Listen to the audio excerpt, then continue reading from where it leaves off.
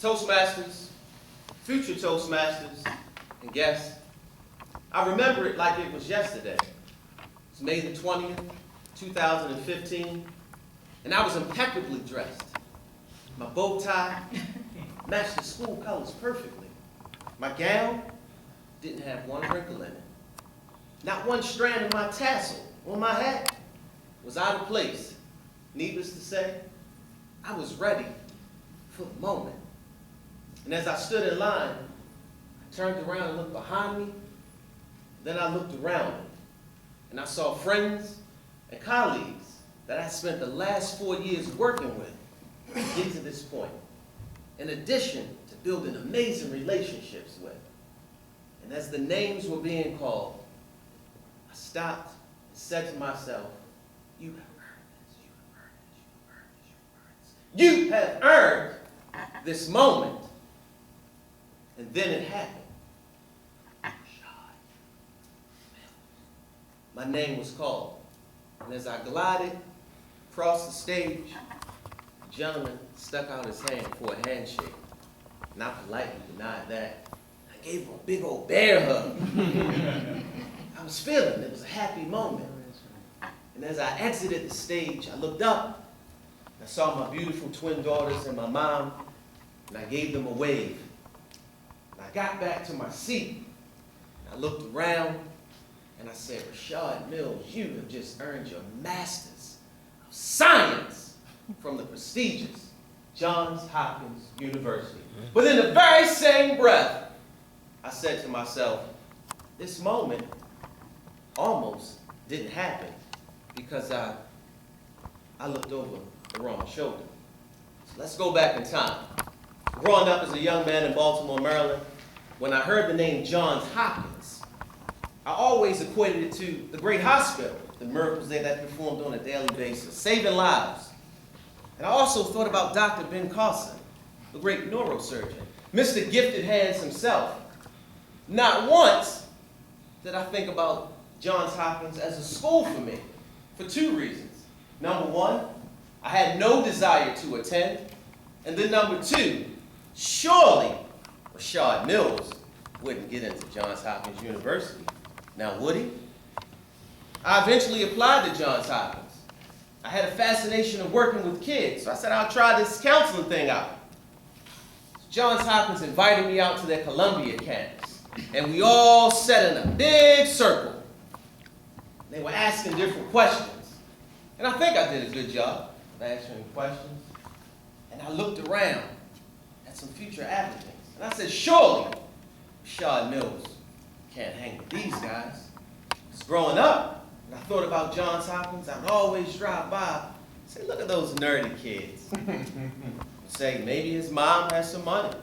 Maybe they come from an affluent family. But I can't hang at Johns Hopkins. Then I got that letter that said, you have been accepted to the program. And then in 2011, one trip to the library re-energized my confidence in me. So I walked into the library, and I grabbed what they call a J card, a student identification card. So I'm already inside, and I go to swipe it. It didn't work. And I said, God, maybe this is the sign that I'm not smart enough to be at Johns Hopkins University. But it worked. So as I walked to the back, and I'm a relatively fast walker, my steps slowed down. And I positioned myself with my eyes to find somewhere to sit. And as I walked past the college kids, I noticed a few things. They all had on headphones. They all had Starbucks coffee, which I like, by the way. And they were all locked into their computers. And as I excused myself, excuse me, there's one young man in front of me. I decided to look over his shoulder. When I peeked over his shoulder, I saw complex math, science formula on his computer. And I ran out of the library. True story. And I called my best friend. I said, Chuck, I gotta go. I'm not smart enough. He said, man, where you at? I said, I'm actually sitting in my car in front of the library. He said, let me tell you something. You grew up in Baltimore, Maryland, without a dad, single mom. You got shot. God gave you a second chance in life. He said, man, you worked in Oregon as a sports broadcaster. He said, you remember when the teleprompter went down? You were on live TV, and you made it happen. I said, you know what, Chuck? You're right. I got in my car and I still went home. When I got home, I said, Rashad, from this point going forward, never look over anyone's shoulder. Every class at Johns Hopkins from that point going forward, Musa, it was me against myself. I didn't compete with anybody in the classroom. When it was time to speak in front of the class, I said, Rashad, if you shine, they can't touch you. Not being arrogant, but Joy, I believed in me. All right. I believed in what I did. So from that point, I kept believing in Rashad. And I kept believing in Rashad. And you know what?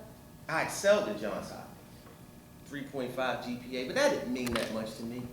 My confidence was re-energized from that trip to the library. And guys, every time I get in front of you, I want to give you 3 points.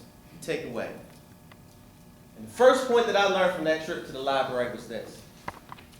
Never look down. When I look down to look over the shoulder, mistake number 1. Look up and look forward when you're chasing your goals. Right. Nothing is down here because it's beneath me. The second point I learned, never let your environment dictate who you are. Hey. From this point going forward, you can put me in Harvard, MIT, you can put me to speak in front of a crowd of 10,000 people. I'm going to excel. Right. I'm going to excel. It's a God-given I'm going to excel because I believe in me and I believe in my God. And the third point, make them look over your shoulder. Have the other people find out what you were doing. I don't know if you guys are familiar with NASCAR, but they have what they call a pace car. When there's an accident, the pace car jumps out in front of the leader, sets the pace. From this point going forward in your life, never worry about what anybody else is doing. You set the pace. And when you set the pace, Darren, you know what I want you to do? Once you set the pace, Adolphus, you know what I want you to do? I want you to always remember, after you set the pace, you can graduate and you can get your master's. Don't miss this. Keep in mind, once you graduate and you get your master's, it has nothing to do with education. It's the next phase of your life. Thank you. All right.